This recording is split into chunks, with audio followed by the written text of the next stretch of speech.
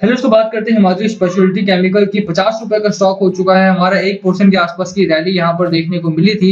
16 million shares हमारे trade हुए हैं। वॉल्यूम में हालांकि खासी तेजी देखने को मिली थी हमें कल के दिन में, पर उसके बावजूद भी जो ग्रोथ है वो बहुत कम देखने को मिली थी। हालांकि मोमेंटम स्टॉक में बहुत बेहतरीन था। जो अप्स एंड डाउन में देखने को मिले थे कल के दिन में वो बहुत बेहतरीन थे। स्टॉक ने 51 के ऊपर का हाई लगाया, ₹51.60 का हाई लगाया। वहां से थोड़ा डाउनवर्ड जरूर आया, ₹50 के आसपास की क्लोजिंग आई है, बट ठीक ठाक मोमेंटम रहा है। जैसा बाजार रहा है, बाजार हमारा फ्लैट ओपनिंग के साथ खुला था और उसके बाद गिरावट देखने को मिली थी। एटलीस्ट हिमाद्री ने उस ट्रेंड को फॉलो नहीं किया है। यहाँ पर एक बड़े इंटरव्यू की बात करेंगे। ब्रोकरेज हाउस का एक बड़ा इंटरव्यू छपा है हिमाद्री स्पेशलिटी केमिकल्स को लेकर के।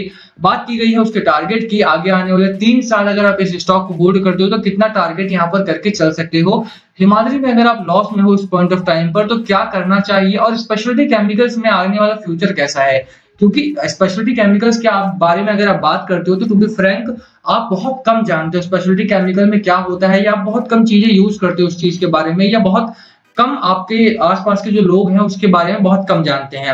अब अगर ब्रिटानिया की बात की जाए या ल्यूपिन की बात की जाए या सिप्ला की बात की जाए तो उसकी दवाइयां वगैरह आप इस्तेमाल करते हैं, क्रीम वगैरह इस्तेमाल करते हैं और आप जानते हैं कि क्या प्रोडक्ट वो बनाते हैं।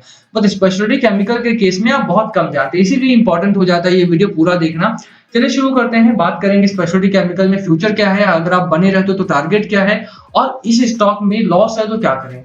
स्टार्ट करते हैं, बट उससे पहले अगर आप चैनल पे नए हो तो प्लीज चैनल को सब्सक्राइब कर दो and hit that bell icon ताकि आपको नोटिफिकेशन मिल सके। चलिए स्टार्ट करते हैं। हिमाद्री केमिकल एक अच्छा स्टॉक है हमारा, इसमें कोई दो राय नहीं है।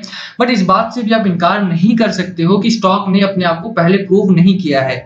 ठीक है, स्टॉक ने पिछले 1 साल में मात्र 5% का रिटर्न दिया है, 6 महीने में 7% का, 3 महीने में 10% का।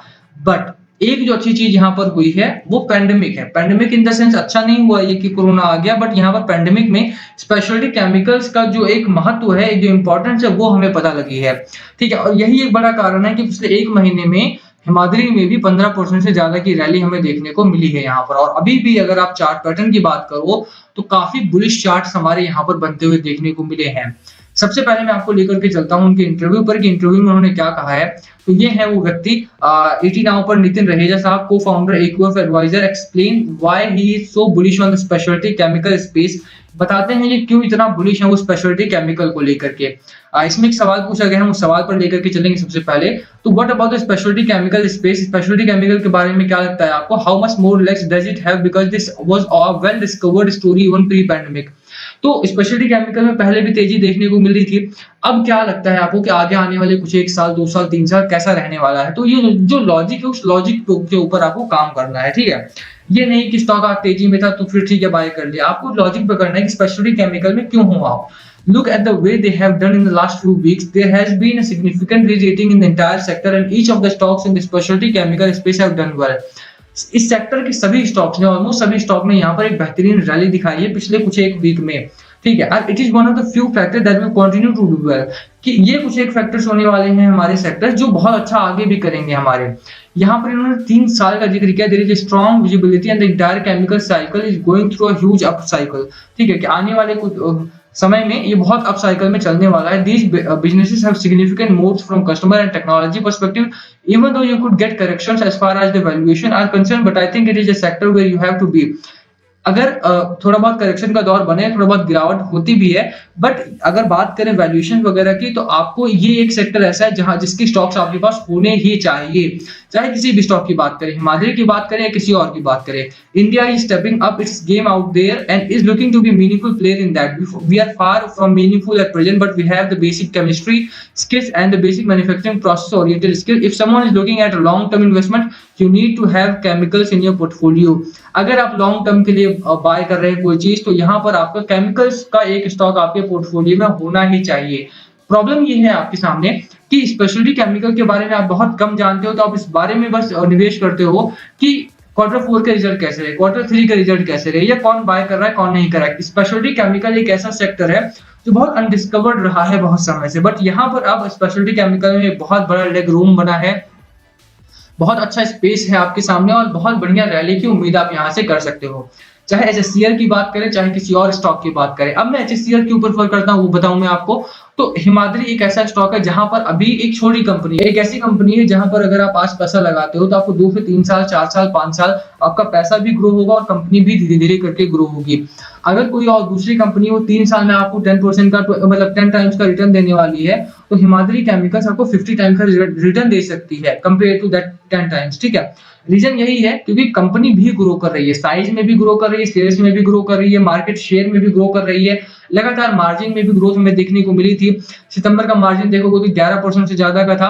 दिसंबर में थोड़ी सी गिरावट हुई थी ड्यू टू लॉकडाउन वगैरह, 8 साढ़े 8% का यहाँ पर था। बट फिर भी आप प्रीवियसली अगर आप यहाँ पर देखेंगे, पिछले साल से कंपैरिजन करेंगे, तो अभी भी स्टॉक जो है वो काफी रिकवरी में, काफी तेजी में देखने को मिला है हमें, ठीक है। तो आई होप कि इंटरव्यू आपको समझ में आया होगा स्पेशलिटी केमिकल की वैल्यू क्या है, खरीदारी करनी है या नहीं करनी है, ये तो तय है कि खरीदना है स्टॉक को, क्योंकि एक केमिकल सेक्टर का स्टॉक हो तो आपके पोर्टफोलियो में होना चाहिए। आप खरीदारी करो तो कौन-कौन सी चीजों का आपको ध्यान में रखना है। पहली चीज कि बाजार पे नजर, बाजार में कौन-कौन से फैक्टर हैं, चाहे म्यूकरमाइकोसिस हो आपके सामने, वो आपको थोड़ा परेशान कर सकता है आने वाले दिनों में। दूसरा फैक्टर है कोविड-19, वो थोड़ा-सा परेशान कर सकता है आपको आने वाले दिनों में। म्यूकरमाइकोसिस की समस्या लगातार तेजी से बढ़ रही है। देखो होता क्या है कि मौके पे आपको दांव लगाना होता है। यहाँ पर अगर आपको याद हो तो अंबालाल साराभाई को कोई जानता तक नहीं था। 33 रुपए का, 32 रुपए का, 30 रुपए का स्टॉक हुआ करता था और कोई नहीं पूछ रहा था उस रेट पर। बट म्यूकरमाइकोसिस आया और अंबालाल साराभाई की एक सब्सिडरी है जो इसका इंजेक्शन बनाती है, सिर्फ एक सब्सिडरी, सिर्फ एक कंपनी पूरे इंडिया में जो इसका इंजेक्शन बनाती है म्यूकरमाइकोसिस का। और उसी वजह से पिछले 2 दिनों में 40% से ज्यादा की ग्रोथ उसी स्टॉक में देखने को मिली है। तो वही चीज आपको करनी होती है कि मौके पर दाव लगाना होता है, और ये मौका है आपके सामने स्पेशलिटी केमिकल का।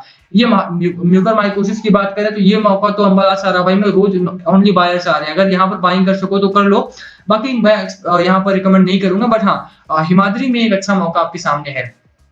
अब दूसरी खबर क्या है, कोविड-19।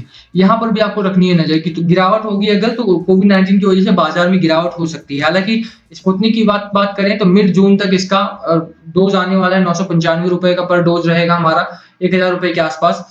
तो अभी जून तक तो आपको वेट करना ही पड़ेगा। तब तक म्यूकरमाइकोसिस भी परेशान करेगा, कोविड-19 भी परेशान करेगा, और इजराइल और गाजा का जो अटैक हो रहा है लगातार, अटैक काउंटर अटैक जो हो रहा है वो भी परेशान करेगा, जिसकी वजह से बाजार में गिरावट के चांसेस बनेंगे।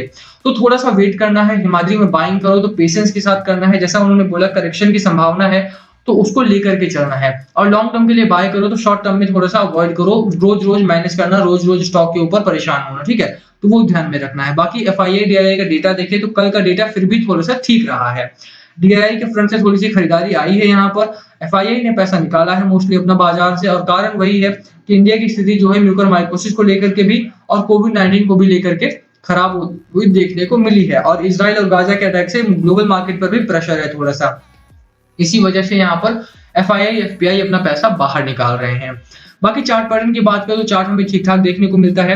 अगर गिरावट होगी तो 47 48 का सपोर्ट लेकर के आप बने रहो बाजार में। अपर साइड पर अगर इस हफ्ते की बात करें तो इस हफ्ते में हमारा जो एक टारगेट है, अगर आप बात करें तो यहाँ पर 51 रुपीज का हमारा पहला रेजिस्टेंस जोन है, ठीक है। अगर 51 हमारा स्टॉक क्रॉस करता है तो उसके ऊपर 54 55 तक की रैली आसानी से ट्रेड करता हुआ देखने को मिलेगा स्टॉक हमारा। दोनों लेवल्स पर रखनी है नजर आपको। बाइंग चार्ट पैटर्न है हमारा, आरएसआई हमारा 64 का है, मैकडी हमारा स्ट्रांगली बुलिश जोन में है, हिस्टोग्राम हमारे अपर साइड बन रहे हैं। तो बाइंग चार्ट पैटर्न श्योरली है हमारा, यहाँ पर बाय करने की मेरी सलाह भी रहेगी। बाकी लॉन्ग टर्म के लिए बाय करना, शॉर्ट टर्म के लिए एंट्री मत लेना, शॉर्ट टर्म में रिस्की हो सकता है स्टॉक हमारा। इसी के वीडियो खत्म करते हैं। वीडियो पसंद आई हो तो लाइक करना, चैनल पर नए हो तो सब्सक्राइब किए बिना मत जाना। बट टारगेट की करें तो 66 का टारगेट हमारा है यहाँ पर आने वाले 8 से 10 महीनों का, और ये टारगेट अचीव भी होगा। लास्ट कॉल आपका होना चाहिए, बाय करना, सेल करना या होल्ड करना है, क्या है आपकी स्ट्रैटेजी, प्लीज कमेंट करके शेयर करना। वीडियो पसंद आए हो तो लाइक करना, चैनल पे नए हो तो सब्सक्राइब किए बिना मत जाना। Thank you for watching. Please comment below अगर कुछ पूछना हो तो।